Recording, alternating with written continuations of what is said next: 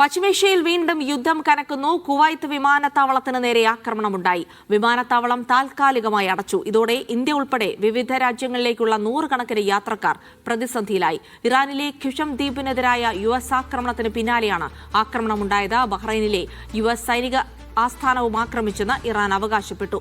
മിസൈലുകളും ഡ്രോണുകളും തകർത്തെന്ന് Bahrain അറിയിച്ചു.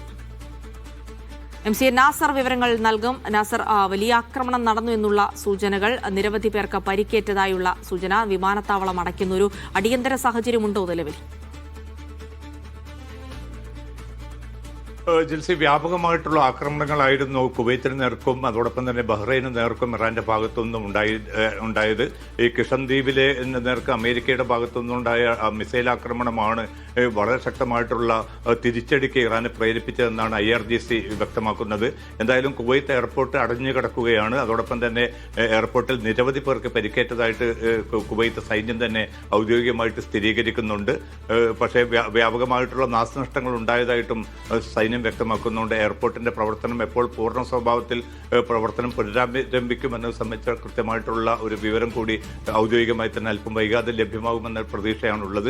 Bahrain നേരെയും ബഹ്റൈനിലെ 5ാം കപ്പൽപ്പടയുടെ ആസ്ഥാനം കൂടിയാണ് അമേരിക്കയെ സംബന്ധിച്ചിടത്തോളം. ബഹ്റൈൻ അതിന് നേർക്കും വളരെ ശക്തമായിട്ടുള്ള മിസൈൽ ഡ്രോൺ ആക്രമണങ്ങൾ ഉണ്ടായി എന്നാണ് IRGCയുടെ അവകാശവാദം. പക്ഷേ രാജ്യത്തിന് നേർക്ക് വന്ന എല്ലാ മിസൈലുകളും ഡ്രോണുകളും തടുത്തിട്ടതായിട്ട് ബഹ്റൈൻ പ്രതിരോധ മന്ത്രാലയവും വ്യക്തമാക്കിയിട്ടുണ്ട്. എന്തായാലും രണ്ട് സേനകളും ഏത് സാഹചര്യത്തിലും അതിശക്തമായി തന്നെ തിരിച്ചടിക്കുമെന്ന മുന്നറിയിപ്പ് നൽകിയിരിക്കുന്നത് മേഖലയിൽ വീണ്ടും അസ്വാസ്ഥ്യവും അരക്ഷിതാവസ്ഥയും രൂപപ്പെടുത്തിയിട്ടുണ്ട്.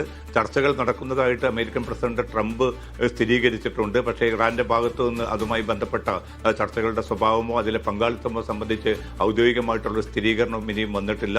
ലെബനാനിൽ യുദ്ധം അവസാനിപ്പിക്കാതെ ചർച്ചയുമായിട്ട് മുന്നോട്ട് പോകേണ്ടതില്ല എന്നൊരു തീരുമാനമായിരുന്നു Iran parliament speaker Mohammad Bagher Ghalibaf കൈക്കൊണ്ടത്. അതിനുശേഷം ചർച്ച വളരെ മന്ദ സ്വഭാവത്തിലാണ് നടക്കുന്നതെന്ന റിപ്പോർട്ടുകൾ ഉണ്ടായിരുന്നു. എന്തായാലും ഈ ചർച്ച വഴിമുട്ടിയ ഒരു ഘട്ടത്തിൽ തന്നെയാണ് ഗൾഫ് രാജ്യങ്ങൾക്ക് നേരെയുള്ള ഈ ആക്രമണം കൂടി കടുപ്പിക്കാനുള്ള ഒരു നീക്കം ഇറാൻ കൈക്കൊണ്ടിരിക്കുന്നത്.